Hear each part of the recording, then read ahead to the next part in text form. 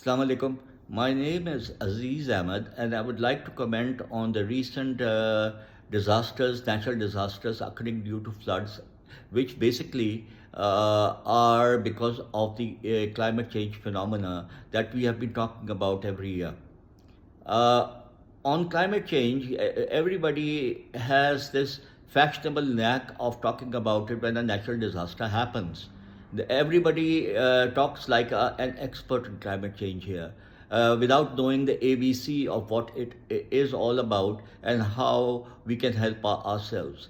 It is about time that we get international climate change experts and scientists to come and aid us, aid Pakistan and the region to understand the calamitous nature of what can happen and which has now started to happen, and how we can aid ourselves and how we can take measures to remedial measures in the future starting from now to take care of ourselves.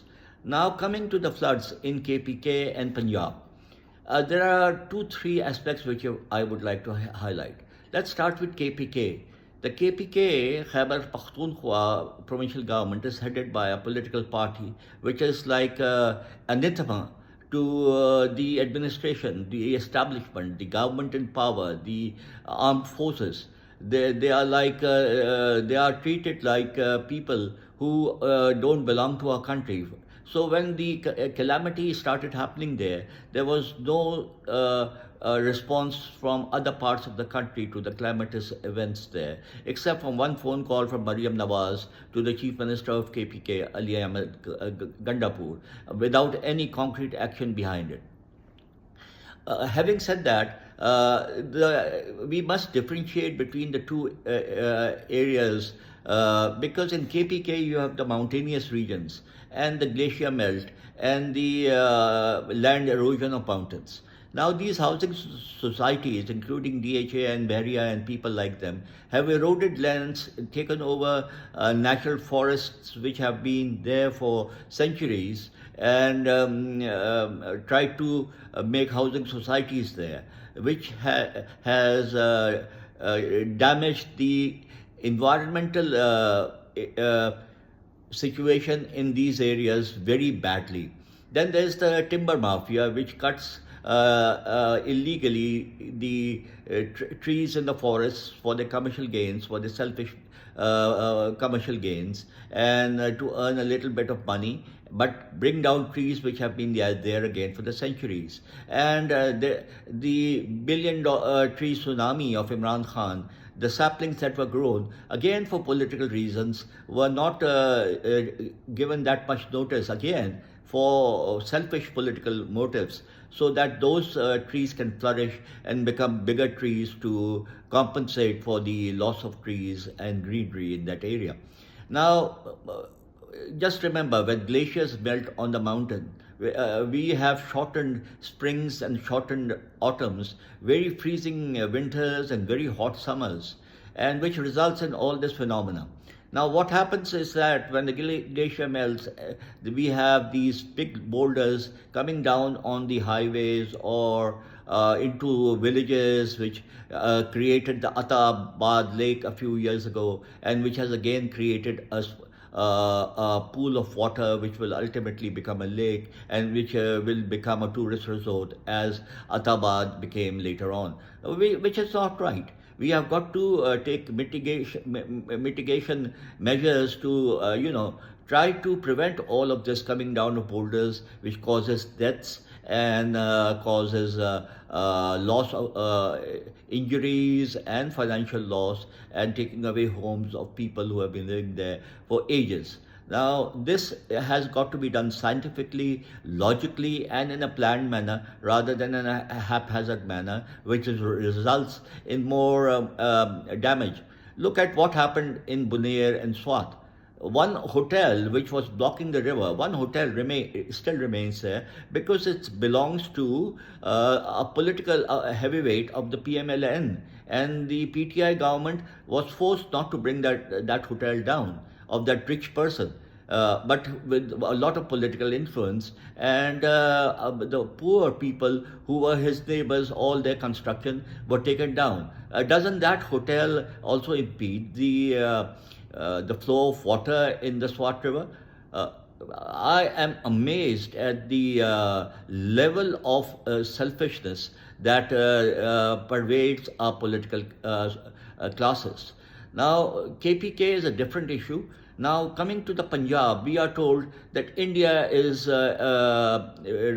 waging a water war on us. Now, after the 4 Day War, or air war rather than any land war, India did a political statement of annulling the Indus Water Treaty. But these measures are not because India is sending us water, because they are also experiencing heavy rains and they are also experiencing floods, but they are much better with equipment and mitigation efforts than we have done over the years, because we were busy in political infighting all the time.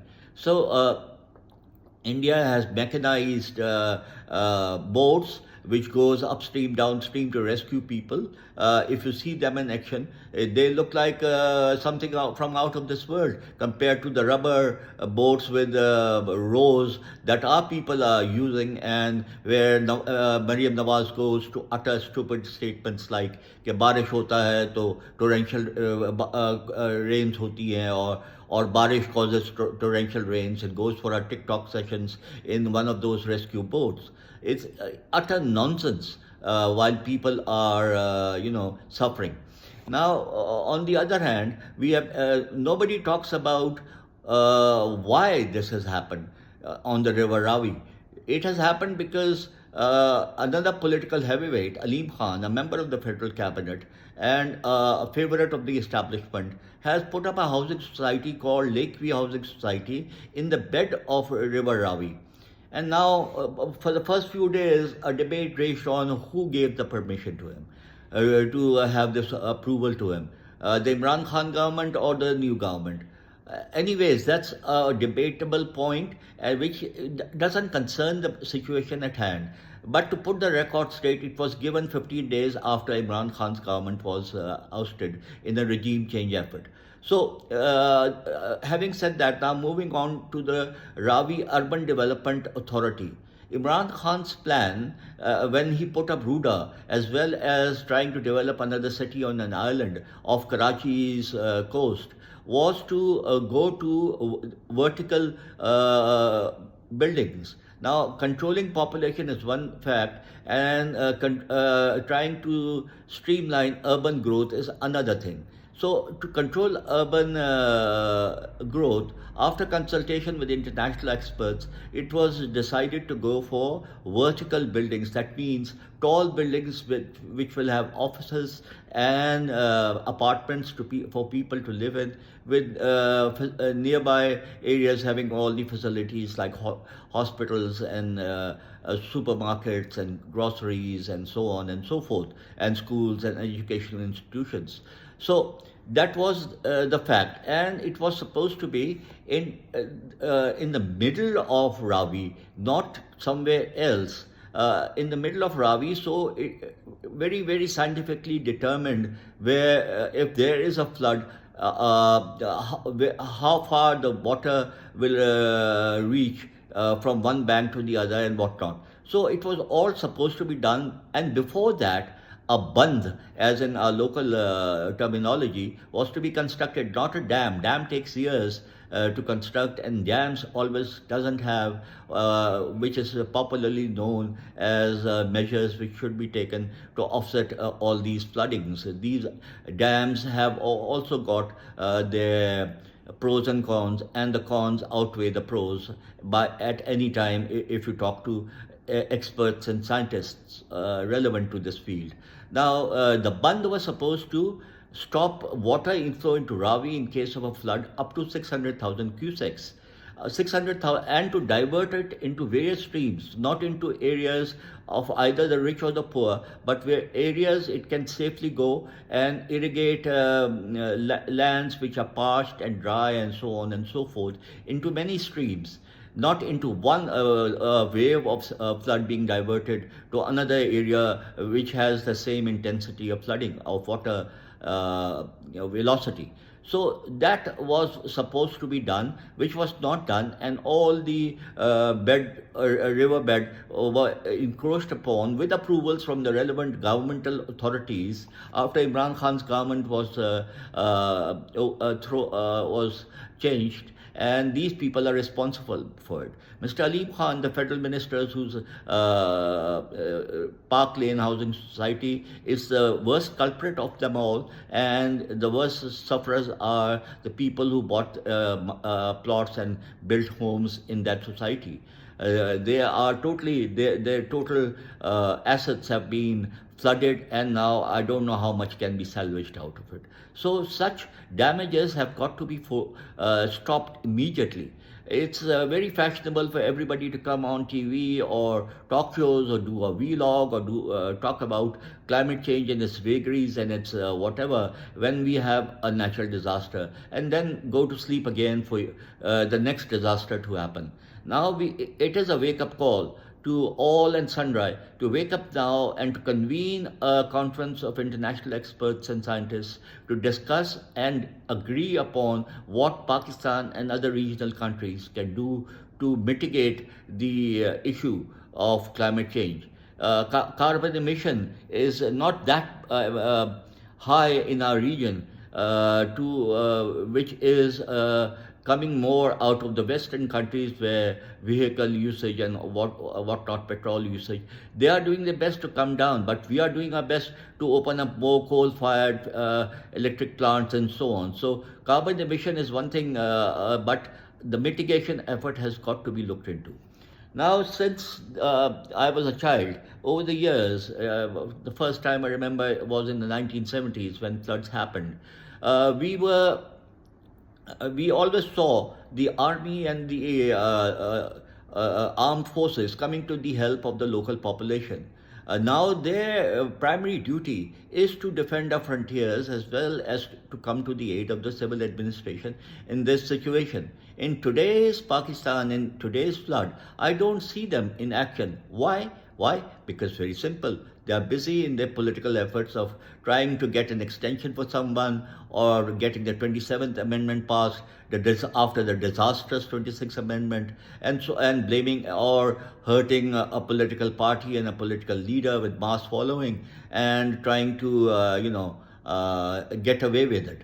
They are busy in all sorts of other agendas rather than the primary task of coming to the aid of the primary of the civil administration. Look at what has happened in KPK. While this disaster was happening, rather than coming to the aid of the civil administration, they were conducting an operation in Waziristan in Bajor so that they can tell their foreign masters that we are doing our best for getting the critical minerals area cleared, and for you to come and dig up and take those minerals away from Pakistan for whatever they are worth. We will get pittance and they will get the 90% share out of it, I'm sure, as it happened in Sandak and the other Rekodik project in Balochistan.